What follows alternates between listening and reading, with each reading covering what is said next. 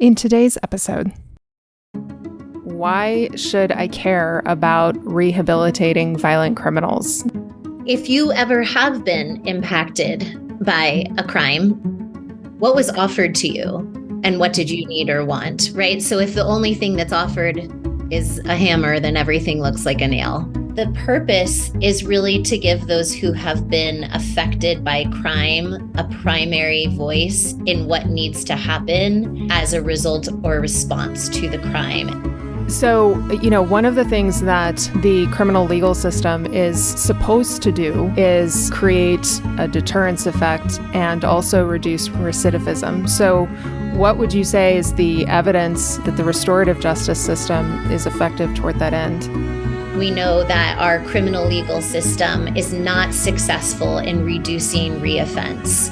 Once you're in the criminal system, your likelihood of committing another crime increases exponentially, whereas across the board, restorative justice programs show recidivism reoffense rates of under 10%. What about domestic violence? Are there some people that restorative justice won't work for? Yeah, thank you for asking that. Join me, Carrie Baldwin, with Kathleen McGoey as we dare to think about restorative justice. Today I'm joined by Kathleen McGoey. She is a trainer and facilitator of restorative justice practices and conflict transformation. She has a master's in international peace and conflict studies from the University of Innsbruck, Austria, and a bachelor's degree from the University of Notre Dame. Kathleen is the former executive director of Longmont Community Justice Partnership, LCJP, where she oversaw community restorative justice programs in partnership with police and schools. Kathleen co-authored The Little Book of Restorative Teaching Tools and runs restorativteachingtools.com, a free online collection of activities for teaching restorative practices. So it's so wonderful to have you on, Kathleen. I'm excited to have this conversation with you. I actually discovered you through the documentary called How to Love Your Enemy. It was produced by Free the People. And I also heard you speak in Albuquerque during a tour with you and some of the other people featured in that documentary. And I have to say that you guys made quite an impression on me. And I've really come to love the idea of restorative justice. And I've been talking about it for a while, but I really want to introduce my audience to it and introduce it from somebody who's been doing it for quite a while. So I'm glad to have you on. Thank you so much for having me, Carrie. I'm happy to be here and excited to talk more with you about your interest in restorative justice and share more information with your listeners. So this is really an introduction to a lot of people listening to this. So why don't you just start out by defining restorative justice and explaining what the purpose of it is? Restorative justice at this point in the United States takes a lot of different shapes and forms. It can happen at many different points along the continuum of the system of the criminal legal system. So I will describe broadly what the purpose is, and we can talk more specifically about different applications if that's helpful. Sure, yeah. The purpose is really to give those who have been affected by crime a primary voice in what needs to happen as a result or response to the crime. And it centers the voices of those who have been directly hurt or harmed. So in the criminal system, we refer to those folks as victims. In the restorative system, we use the term harm parties because sometimes using the term victim can be a disempowering label for people. So centering the needs and impacts of the harm parties is really at the core of restorative justice. Then we also ask those who have caused harm to take responsibility for their actions and the impacts of those actions and provide an access to a path to repair with the people that they've harmed. So this creates an opportunity for those who have caused harm, which the term in the criminal system is an offender or a perpetrator. In the restorative system, we use the person who caused harm or the responsible person. It gives that person a chance to be seen and heard and understood around what led to the incident. Another part of the purpose is that restorative justice is a process of becoming whole through understanding and repair. And in that process, we try to find out what it will take to reintegrate both the person harmed and the person who caused harm back into the community in a transformed, restored way, which means that we think differently about the role of community and the role of, what is our accountability to each other how are we responsible to each other to restore harmed relationships? And so the community, the broader community, also has a voice in that process, where the community gets to say, this is how we were impacted when an incident of harm occurred, and this is what we need in order to safely welcome people back into the community. And that's what our goal is. We really do want to welcome and reintegrate.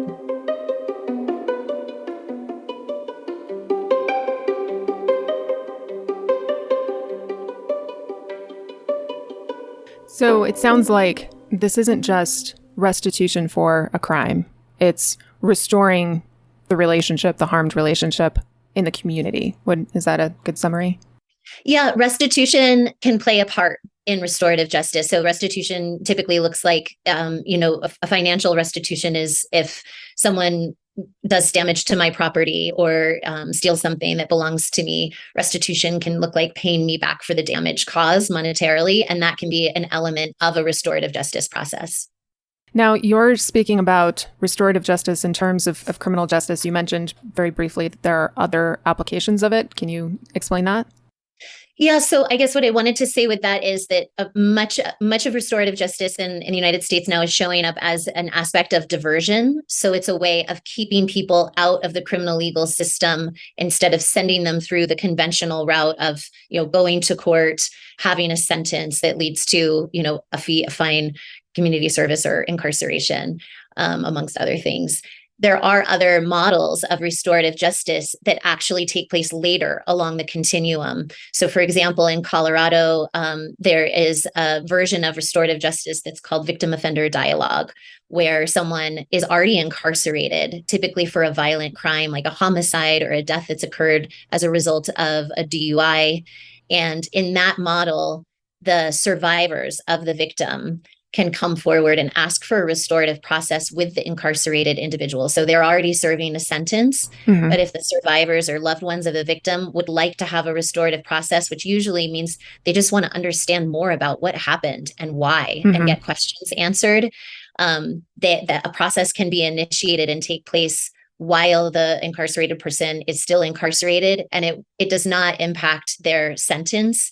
It is, again, primarily to meet the needs and create healing and closure for victims and survivors.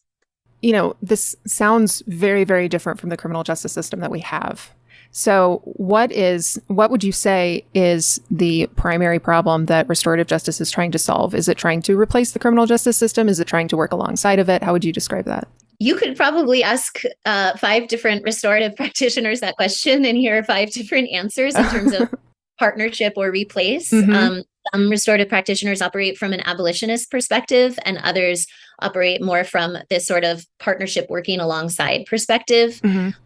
I would just start by saying, in response to the primary problem question, that restorative justice seeks to place ownership of the crime or a conflict and the consequences of it back into the hands of those who were affected to create solutions. It seeks to create a more humanized and nuanced response to harm that does not create additional harm, right? So we are all pretty aware, I think, that our carceral system is a revolving door. Once you're in that system, it's really hard to get out. So does that create healing for the individuals who are sent into that system? And does it create healing for those who have been harmed? Restorative practitioners would venture to say, no, it does not. So on the other hand, a restorative approach seeks to create healing and transformation, not cause additional harm. And in so doing, transform our ways of thinking about, does punishment work? When does punishment work? What are the other ways that we can actually move our communities towards safety and support people to create healthier lives where they make pro-social positive decisions? And are able to do that, sustain healthy relational dynamics instead of being caught up in cycles of harm. So it sounds like, and I remember, I'm not sure if it was you who said this in the documentary or not, it might have been somebody else, but I remember it being said that our current criminal justice system discourages the offender from taking responsibility. It's sort of built in, to deny. And you're saying that this idea of restorative justice encourages taking responsibility. And I guess my question would be, what would motivate an offending party to go ahead and take responsibility in the restorative justice system when they're encouraged to deny it in the criminal justice system. Mm-hmm. Yeah. Well, I think first, it's important to point out that in the, and I'll just highlight for you, I use the term criminal legal system, which kind of comes up in the restorative world because there's this question around, does the criminal justice system actually create justice, which I know is a core question for you. So when you hear me respond, I use criminal legal. And so, yeah, there's a question of like, is there even a choice there, right? The criminal legal system immediately says, who did it? How should they be punished? Right. And the question of how they should be punished is determined by the state. It's not determined by the community or the direct parties impacted. So when we look at, your listeners could think about this, and let's say you've never committed a crime before, but all of us have unintentionally or intentionally hurt another person, right? That's part of being human. What did you need at that time? After you caused hurt, when I realized I caused hurt to my friend, what could have been the most helpful for us in that moment? If there were a path that said, Kathleen, would you like to reconnect with this person to say, I apologize. What happened? This is what was going on for me. What do you need for me to make things right? Right? That really speaks to me. Or if someone said to me, Kathleen, you hurt your friend, go away for forever. Don't ever talk to them again because there's no way forward. You can never have this relationship again. What does that say to me about humanity? Yeah. I don't live in that reality. So there's, in the moment of offering restorative justice, one of the things that a referring agent is looking for, right? So in some cases, that's going to be someone at like a screening point for a diversion process in court. In the model that you saw in the documentary, it's actually a police officer. That's a less common model of restorative justice. They're asking somebody, are you willing to take ownership for doing this and for the impacts that you've had? And if someone says, yes, I'm willing to do that, then there's a path forward for sitting down with the person harmed, learning how you impacted them, and then learning how you can make it right. Mm-hmm. Yeah. Which for me as a person who caused harm also means that I will experience healing and closure by taking ownership, by saying, yes, I made a mistake.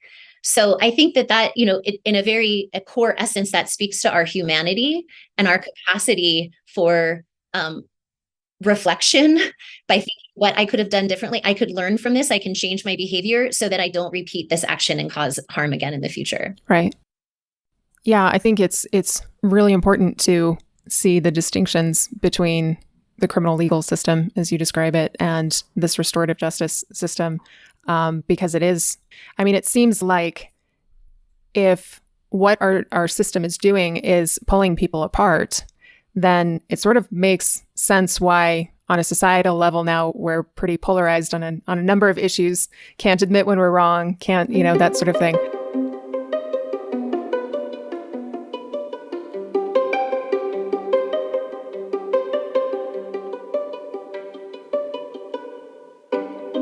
So, one of the things that the criminal legal system is supposed to do is create a deterrence effect and also reduce recidivism. So what would you say is the evidence that the restorative justice system is effective toward that end?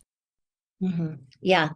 I want to answer that question. And I thought of a really compelling example that I think we all can relate to, especially if you have adult listeners, presuming we all at some point were children who went to school, right?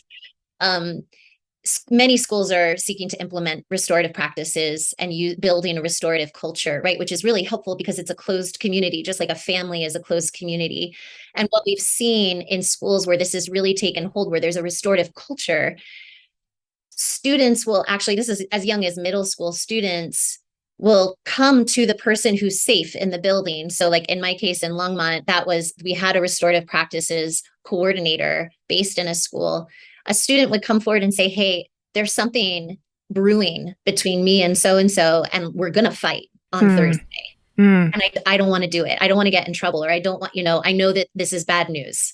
Can you help me?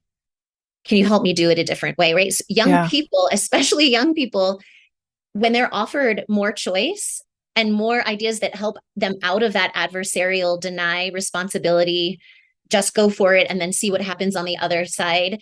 Those beautiful young brains can rewire really quickly if they feel safe to come forward, and then they know what to expect, right? That student knew this trusted adult is going to sit down with me and not going to blame and shame me for whatever is leading to this fight.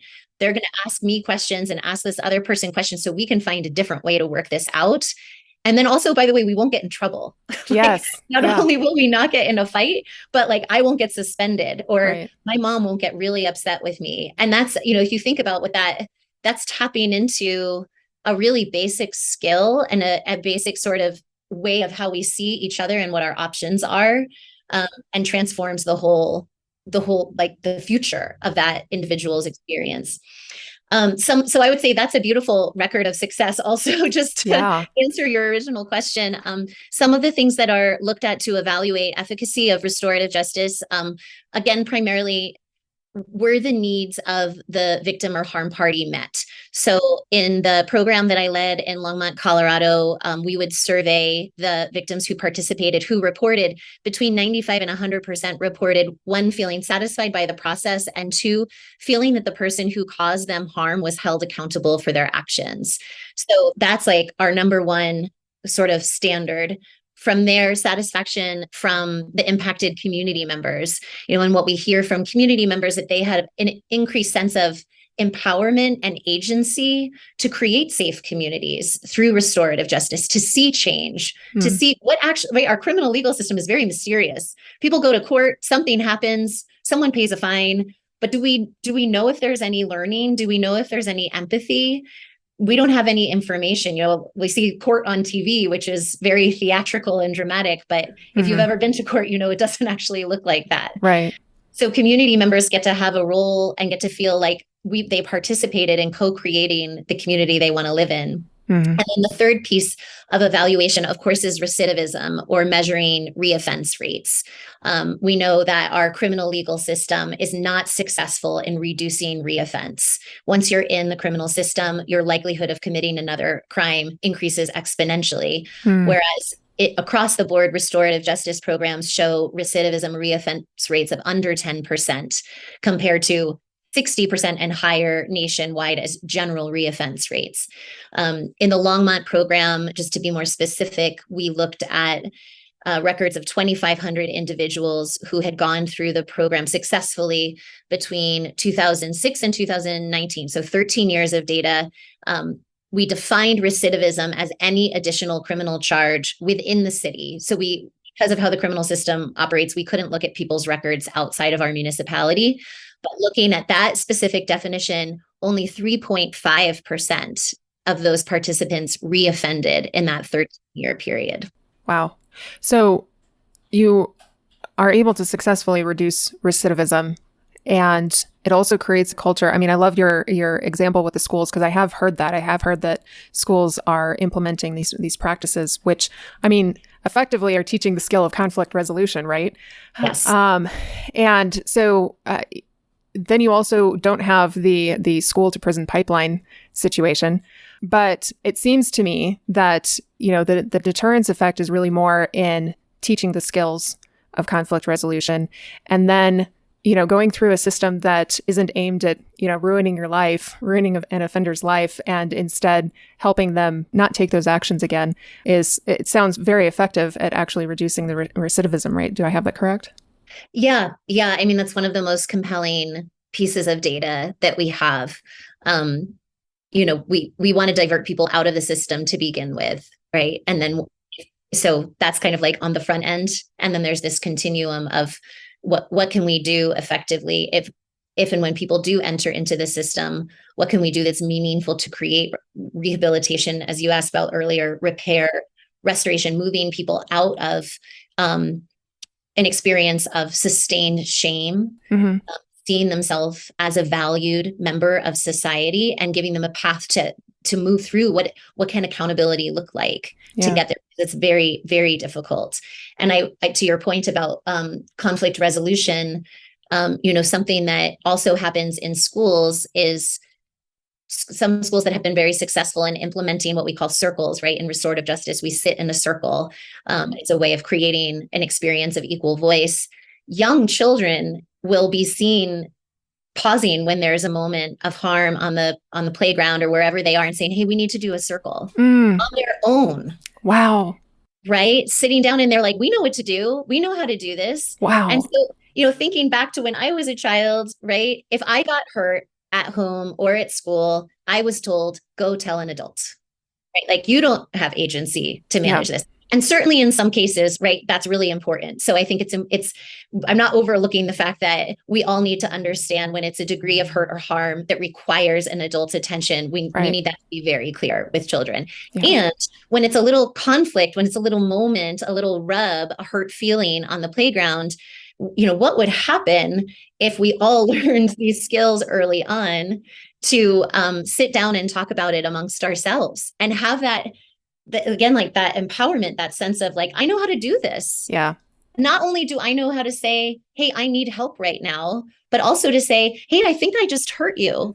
Can we talk about it? Right? Yeah. Like, that's what we see now in other even adult contexts where people have internalized a restorative culture. And it does amazing things for how people show up with each other. That's amazing. I teach critical thinking skills using the Socratic method, but I don't teach debate. I teach discovery. I teach people, kids, adults, how to use the Socratic method to learn something new. And every single time I've done this with kids, you can see they're just the lights turning on. They love to be able to think through and problem solve and be given the opportunity to actually go through and do that. And they do very well. I think we underestimate our kids quite a bit by, telling them, nope, you can't, this is out of your realm. You need to have an adult do this. So it's really inspiring to hear on this side of it, right? The conflict resolution side, they're able to start to recognize that themselves and take the initiative themselves when it's appropriate.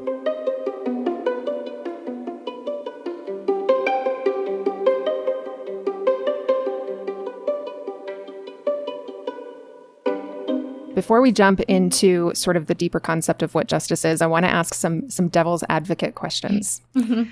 There is likely to be an audience, and I don't know if you run into these kinds of people, but there's likely a portion of the audience that is thinking, why should I care about rehabilitating violent criminals? They've wronged me. Why should I care?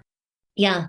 So a couple of things. If you ever have been impacted by a crime, if you have been a victim or a survivor of a crime, or somebody who has, I'd encourage you to think back about what did you need or want at the time?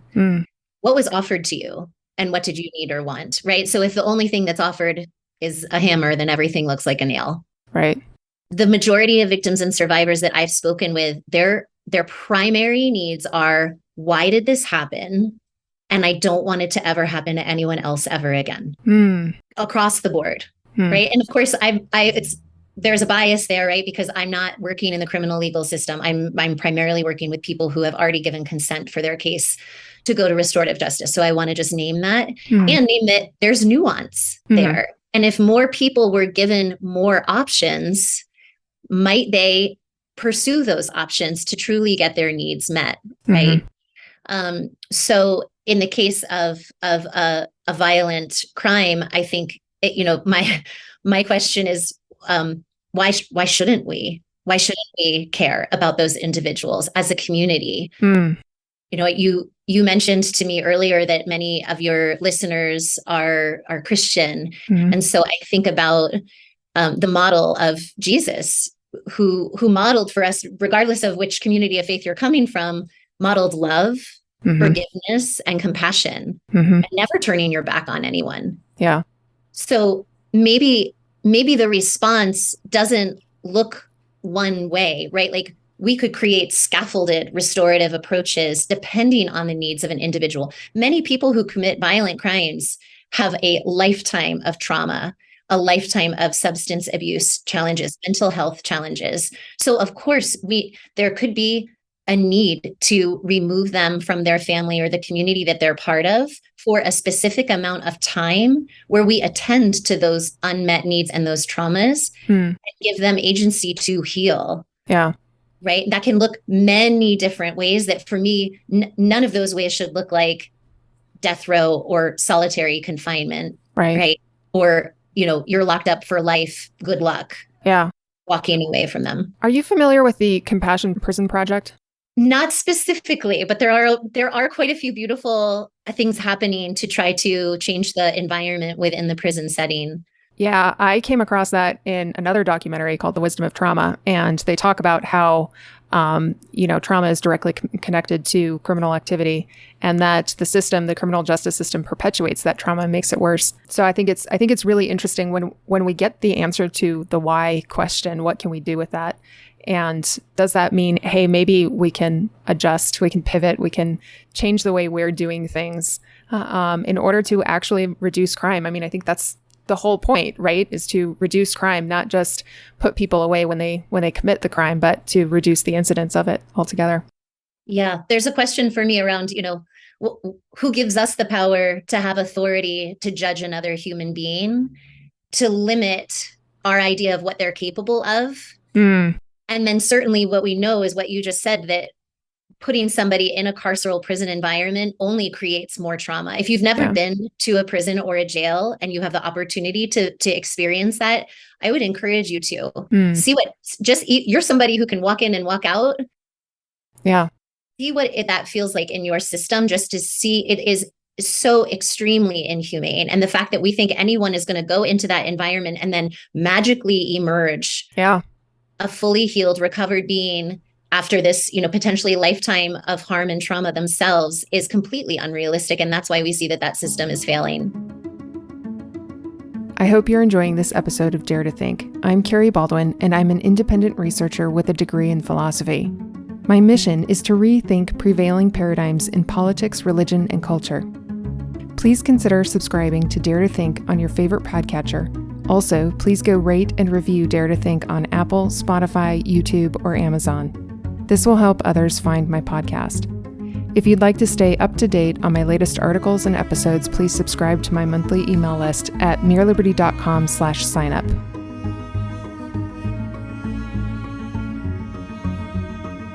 Well, and it even makes me think about like prison ministries. There's Christians have prison ministries that go in, to try to, and I would say probably the successes that come out of the criminal justice system are more influenced by those sorts of programs than the system itself.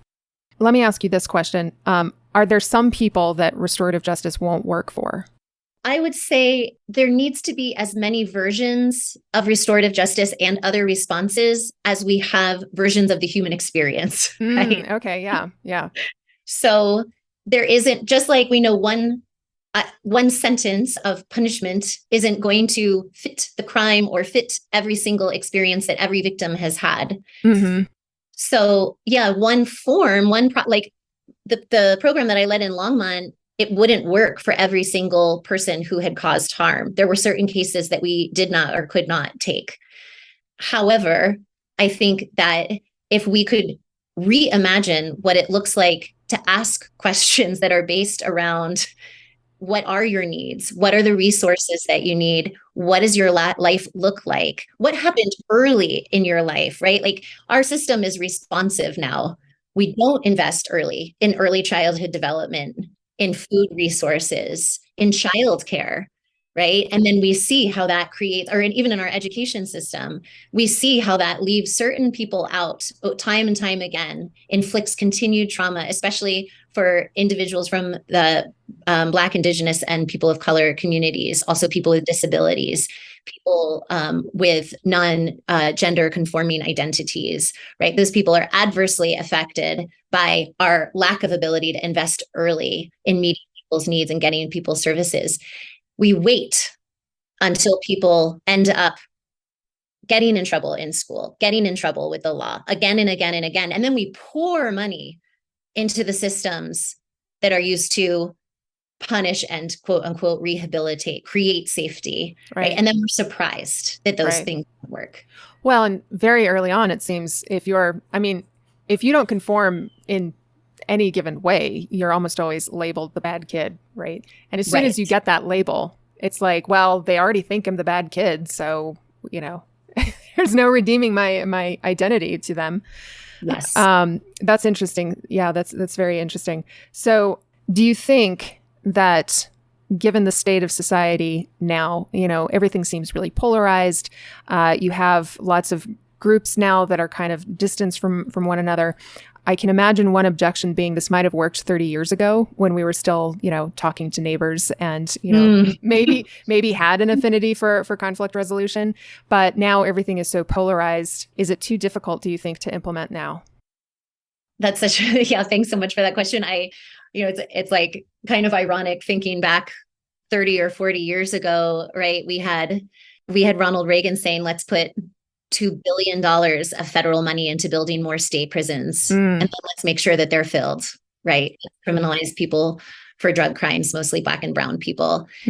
So I wish we had been countering that leadership with ideas that were more about reaching people early and diverting them out of the system. I mean, that the war on drugs criminalized so many people and has left families and whole communities wrecked, and they're still trying to recover. In terms of where we're at now with divisiveness, what I see happening in my work is people are hungry for another way. We'll see what's happening out in the world, seeing how there are, granted, people who have been in power, who have been hard to touch with responsibility, become canceled. And then all of a sudden, the only way to address anybody is cancel culture. Right. Like there's a place for that response. There's a place for many different responses to harm. But people are coming to me saying, like, I want to do it differently. I work with now people who have incidents of harm in the workplace, right? Especially around diversity, equity, and inclusion, and trying to create inclusive spaces for people in their diverse identities, right? And there's a lot of divisiveness around that, right? Whether or not I can even accept that someone in my workplace is identifying in a way that I don't understand, right? And so I'm experiencing people coming to me and saying, like, no, I want to figure out how to talk about this. Right. I don't want to ignore the elephant in the room. I don't want to do what I see happening on TV, seeing these extremely sensationalized, it's either you win or I win, and there's no other way forward. People know, again, coming back to like humanity. Yeah. People who are following a different set of values, we know that life is more complex and nuanced than that. And so what we're being told about these either or choices, who's right and who's wrong, I think there's an innate knowing that there's more to it, and restorative process gives people a way to access that. Yeah, it's really, I feel like, especially from a Christian perspective, right, is we're all created in the image of God. And so we need to remember our humanity first, because that's where it comes from. And it doesn't make sense that even if somebody, identifies in a way that is you don't understand for whatever reason, or is off-putting for some reason, it doesn't mean don't treat them like a human being. Yes. So, I think that's important.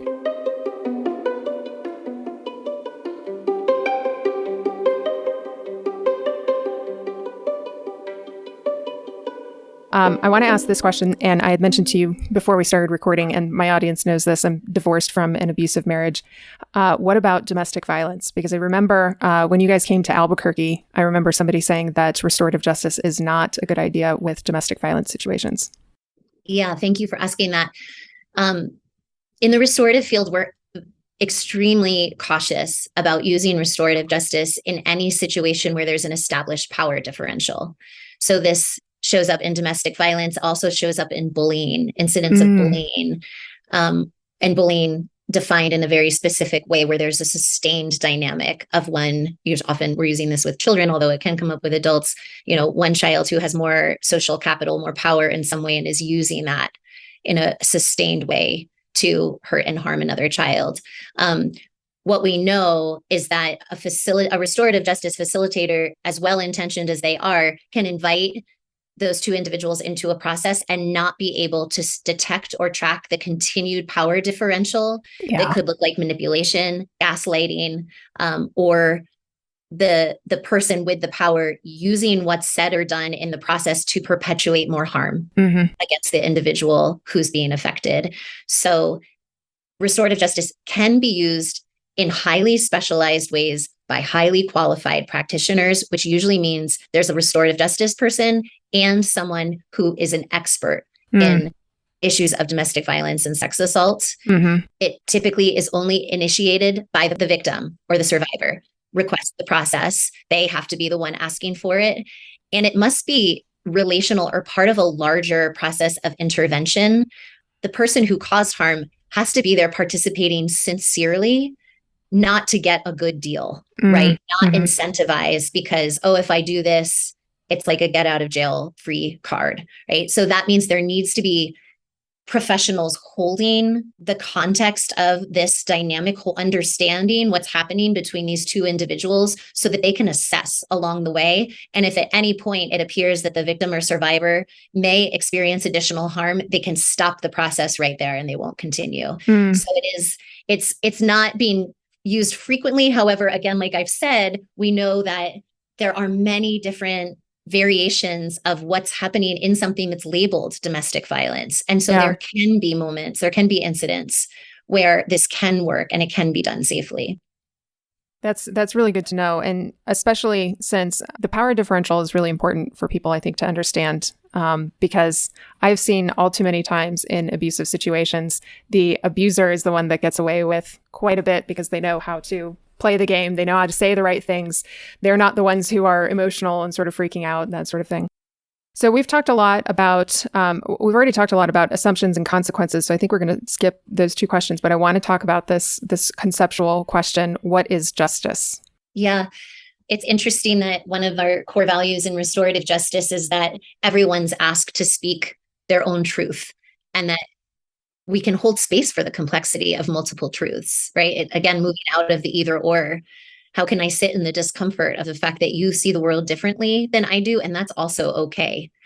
My personal opinion about this question or how I would define what is justice, justice involves an experience where I get to safely voice my experience and my needs and my requests, whether I've caused harm or been harmed, and that there's a process of listening, right? Like I'm being heard, and I'm also listening to the other person or people that I've been in a moment of injustice with, and that we're able to come together in a process that's rooted in empathy and realizing that we are all interconnected and that's never going to change. And so what is available to me to meet my own needs? What do I need from others? What requests can I make? And through consensus and collaboration, we co-create an experience of justice. It's alive. It's alive and it's defined amongst us through commitments and through new awareness, right? Many times when we've caused harm, we don't even know it. It was unintentional. Right. And so if we can even have space to say, yeah, I didn't mean to do that. I didn't know I did it. And I'd like to understand and learn from this. That is like a seed of justice in my mind. And if we could do that more frequently, I think we would see incredible ripple effects where people would actually experience what it's like to live in a more peaceful and just world. What I hear, the impression that I've sort of gotten from the differences between the criminal legal system and the restorative justice system or idea is that restorative justice is non-reductive, whereas the criminal legal system is reductive. It reduces the complexity down to 1 or 2 points, which doesn't account for the complexity of the situation, right? Right. One of the systems of philosophy that I use in my own research is called reformational philosophy, and it's non-reductive. It recognizes and respects the complexity of life and says you can't reduce it to 1 or 2 things. And so, it does seem like, especially if part of this process of justice, whether it's just, creating deterrence, reducing recidivism, that sort of thing, it has to take into account complexity. Otherwise, you're not going to achieve it. So even if you're taking it from that perspective, sort of a sterile analytical perspective, our criminal legal system doesn't do what it says it's supposed to do. And we can't keep reducing it to, okay, you did this action. This is the mandatory minimum. That's what you're going to do, and that's it. There's no wiggle room. And the other thing that I notice is that in the criminal legal system, there is no voice for the harmed party, the victim.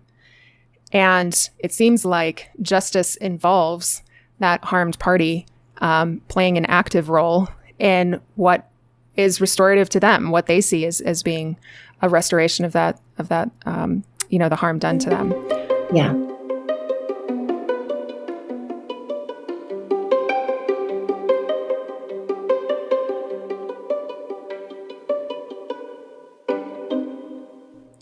Could I share an important piece? Just, Yes. I know you need to be careful about time, but I just wanted to say, the the roots of restorative justice are from indigenous peacemaking processes, right? So this way of prioritizing the experience of those harmed and community members and giving the person who had caused harm a way forward through repair to reintegrate comes from Native peoples from all over the world, who, including Native Americans in the United States, First Nations, people in Canada, the Maori in New Zealand. But really, there's evidence that it's happening all over the world before our modern day, quote unquote, civilized justice structures and institutions were put in place. Yeah. So we've been told in modern day society, this is the system of justice. But the reality is that hundreds of years ago, people had a totally different concept of what justice was that looked just like what we're trying to bring back in the form of restorative justice today. Well, and to that point, from the Christian perspective, there's a chapter in Romans that's sort of the typical go-to passage on what civil governance is. That's Romans 13.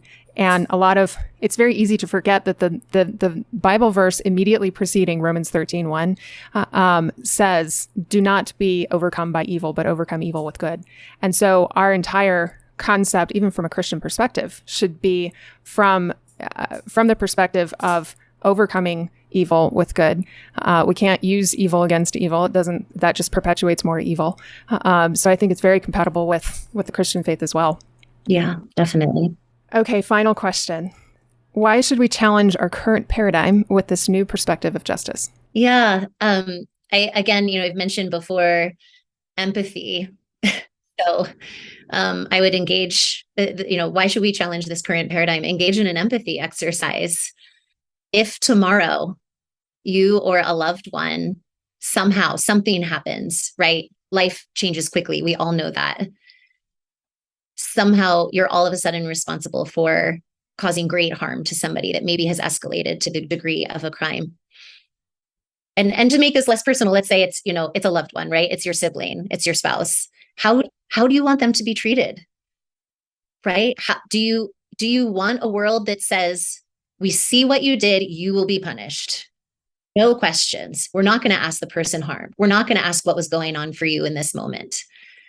We're just going to respond. The state is going to take over and sentence you. You can have your lawyer represent you. That's the right that you have. You can pay somebody to speak for you, right? Is that what you want for your loved one? Because I know there's lots of ways that people stigmatize others who commit crimes. And that's, I really challenge that us versus them thinking, because the truth is that we're all just a few steps away from a moment of desperation or an unintended consequence of our actions that could result in a crime. So, do you want your loved one to be treated as a human or treated as a statistic? Right. Yeah. Well, and it's very easy to think, well, I'm not a murderer, so I'm not going to experience this ever. And I think it's a good point to say, look, it can happen, right? It can happen. Maybe not murder, but you can end up harming somebody, and there's value to be had in putting yourself in somebody else's shoes and saying, how would I want to be treated?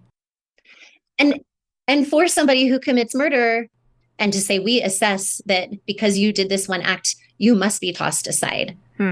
Right? Or can we say, hey, this is egregious. This is horrific that this happened. And what we mostly want is for it to never happen again. Right. Right. We believe you have the capacity to change. We believe that you have the capacity to become whole, to be forgiven, right? All these Christian values that I think are so important to remember. We see you as someone who's capable of accountability for this harm. We can never bring back this person. Right. And yet we know that if we punish you for the rest of your life, we lose you too. Right. Right. We're losing another valuable human life and all the people around them. Right. Yeah. It's asking the question is there room for redemption? And what does redemption look like? Yeah. Yeah, beautiful. Well, thank you so much, Kathleen, for coming on. Do you want to just let people know how they can get in touch with you, what your programs are, that sort of thing? Sure. Thank you. So I I left the nonprofit that I used to lead about a year and a half ago to start my own company, which I just named my name. At least for now, it's Kathleen McGoey and Associates. So you can just find me on www.kathleenmcgoey.com. My last name is spelled McGoey, and I'm sure if you're listening to this, you can see my name written somewhere. Yes. And yeah, I do currently facilitate cases that are outside the criminal legal system. So communities and workplaces where harm has occurred and people would essentially like a mediator, but we use a restorative process. I can be hired to facilitate that. And then I also do training to build capacity in organizations and workplaces that want to build a restorative culture. Wonderful. Well, we will. I'm also going to post all of that stuff in the show notes, so everybody will be able to see the links to that. And yeah, so thank you so much for coming on. I really appreciate it. You're welcome. Thank you for having me and for all your great questions. Thank you for listening to Dare to Think. This is the official podcast of my website, mereliberty.com. At Mere Liberty, I publish all sorts of content, which reflects on and teaches about truths written into the fabric of reality, revealed through Scripture and God's created order, that appreciates and respects the complex, irreducible nature of that order, and aims at inspiring and reorienting human action toward freedom and flourishing. If you like what you hear and would like to get access to premium content, including lessons which walk you through the skills of being a deeper, more reflective thinker, please consider becoming a monthly member for as little as $5 a month. You can find that information at mereliberty.com/membership. And please do leave a review of Dare to Think on Apple and YouTube, and follow me on Facebook and Twitter.